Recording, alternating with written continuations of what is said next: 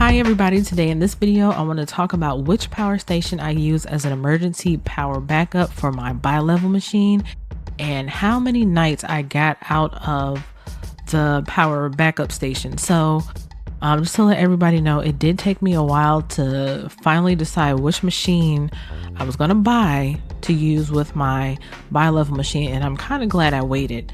The main reason why I'm glad I waited is because initially I was put on an auto CPAP machine, and then shortly thereafter I was placed on a bi-level machine. Now, if anybody knows the difference between either one, just quickly, versus the CPAP machine, the bi-level machines use two different pressures. They use one for when you're inhaling to keep your airway open, and then a lower pressure, so a higher pressure when you're inhaling and then a lower pressure when you exhale. So far this machine has been great. And the machine that I'm using is a ResMed Air Curve 10, which is their bi-level machine. And then I went with the BLUETTI EB55 power station. So in choosing the machine, the main thing I was looking for was durability, the reputation with the machine, and I did not want any power station that was under 500 watts. Initially I chose a different machine, but it didn't work out, so I ended up going with this, and as you can see it's 537 watts, but the actual run capacity time is slightly lower. Hobo Tech, you can go to his channel and find out exactly. I know it's like 400 and something, so it is under the 537 watts actual run time, but I want to get into how many nights I actually got using this machine. So I got 7 full nights using the power backup, and then I want to share with you actually how I got 7 nights. Now for some people, I don't know if that's not as many nights as they think they will get, but to me I thought it was pretty decent. So how I got a full 7 nights. The first thing I did was use the DC car port adapter or the adapter port. I know a lot of you may see some people suggest going to Amazon and buying like the little $30 DC converter, but I wouldn't do that. Yes, the OEM converter is a bit pricey, which is actually through ResMed, but I'd rather invest the $90 for their DC converter than the $30 for the third party and damage a $2,000 machine. They're very expensive. Also, when you're using the DC converter, due to the design, it doesn't have like a snap, like click and fit into the actual port. You may have to adjust it a little bit. It does work, but I noticed that one time I would have to just move it, just like touch it for it to finally register. And maybe it happened like one time. And then make sure you turn the switch on when you use the DC converter adapter from ResMed. Okay, so another thing, if you're uncomfortable with using the DC car adapter port, you can use the little 5.5 millimeter barrel plugs and then plug it in, plug the DC adapter into that port, and that does work. It works just fine. It snaps in better. However, I didn't test the machine with that, and I know that the DC port on the machine actually is regulated, and I'm not sure that those barrel the barrel inputs on the machine are. So I wouldn't know if maybe the machine would cut off if it's not registering high enough or something like that. So, but as I stated before, if you want to use the barrel plugs, you can use those, and I'll leave a link in the description below where you can get the accessory from, because they don't come with the machine at all. You have to buy them separately, but they're not expensive at all, and you can just get them from Amazon.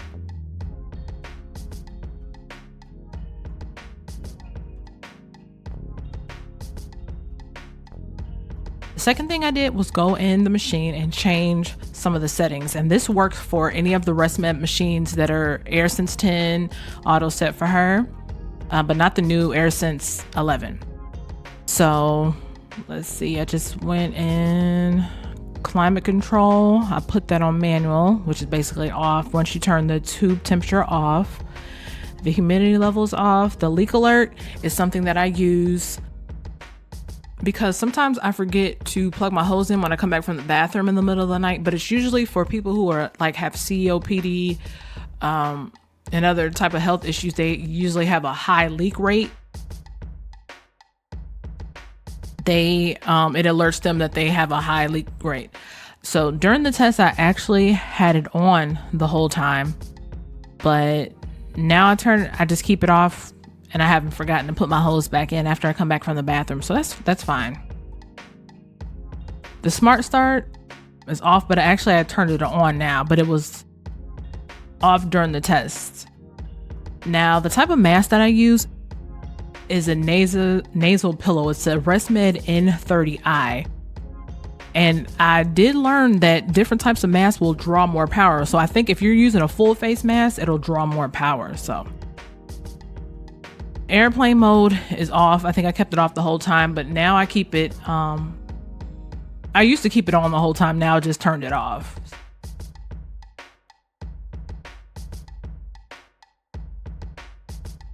These are the settings that you want to use. Keep in mind that, like I said, if you're using a full face mask and you have a extremely high pressure, it will probably use more watts, but this is just the settings that I used. And my thing is set from, I think, 4 to 10. Now I kind of want to show you the draw when you're actually using the machine on DC versus AC, so you can see how many watts it uses. But still keep in mind, if you're having it on AC, you're not going to see, what's going on in the background as far as the inverter working to convert everything back over to DC. So if you use AC, you're only going to get 3 nights. Well, I only got 3 nights. I'll say that for myself. Let's go ahead and I'll just show you that real quick.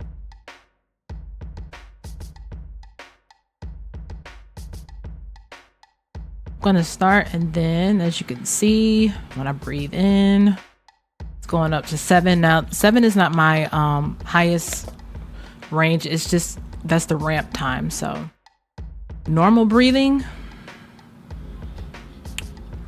as you can see, between like 3 and 7. But I really have to take a deep breath in for it to even get to 7. Now I'm not sure what it does at night because I didn't record what it was doing when I was having episodes. So just breathing normally, it's between 3 and 7 watts. And keep in mind, this is a bi-level machine. So when I breathe in, it gives me that max pressure, and then when I exhale, it takes it all the way back down to a minimum pressure.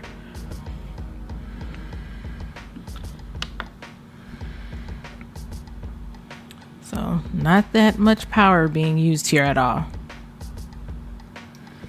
Now I'm going to show you here how if you get up in the middle of the night and you take your hose out, that huge leak takes 23 watts.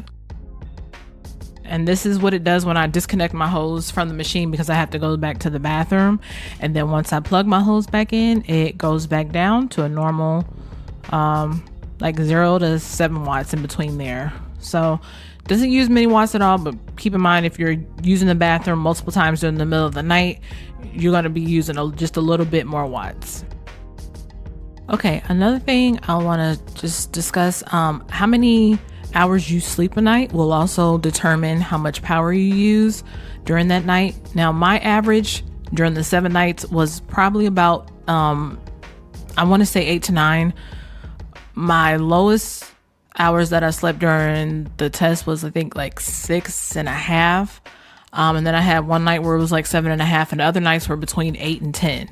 So 2 of those nights, 6.5, 7.5, and then the rest of the 5 of the nights were 8.5 through 10 hours of sleep. So if you're sleeping 10 hours every night, you're going to be using more watts. And then if you sleep just between like 7 and 8, you might be able to squeeze another night out of it.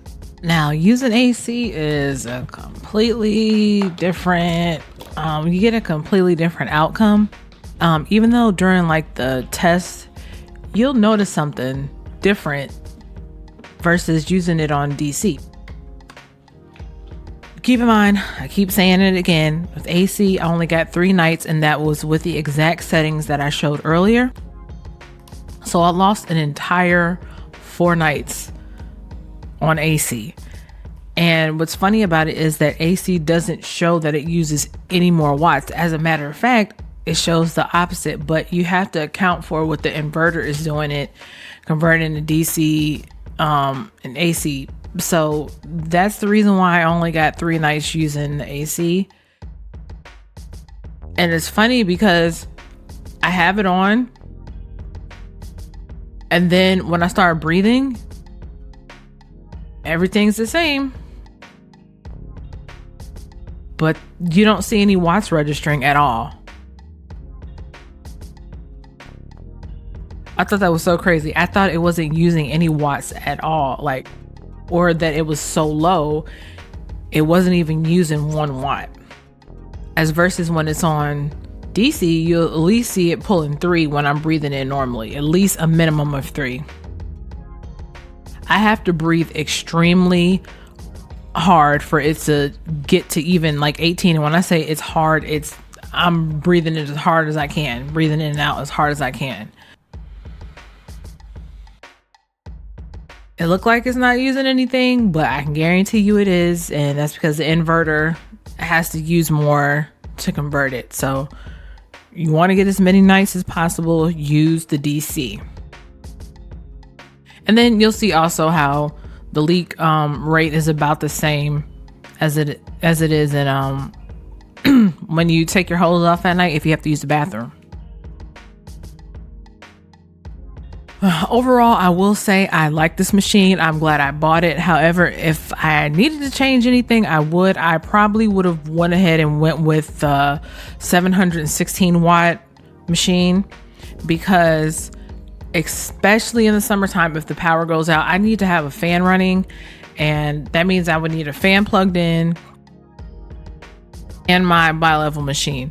So I cannot breathe with warm air on CPAP, and that's why at night I need it as cold as possible. I mean, like in the 60s, and then I just get under my cover. If I wake up in the middle of the night and I'm just breathing in like hot air, I snatch it off, and I'm not, and it's not really benefiting me any. So I have to have cold air. That's why I don't even bother turning the tube temp on at all. So that would be the only thing I would definitely change as far as my purchase with this machine. I would have went with the 716 watt machine. Now stay tuned for the next video, because the next video I'm going to actually show you a test that I did with a different power station that has more watts and how many nights I end up getting out of that one.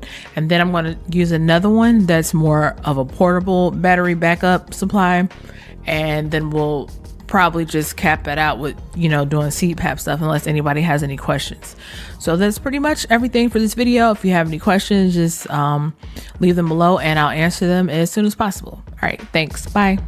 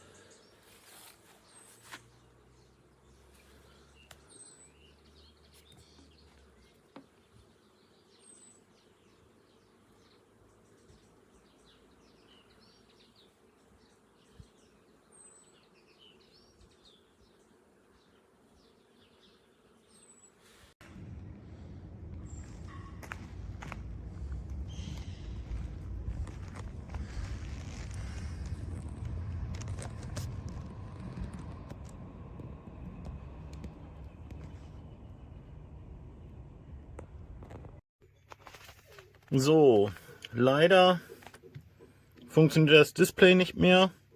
Man kann nicht mehr so schnell genug erkennen, ob die Batterie ausreichend voll ist oder nicht.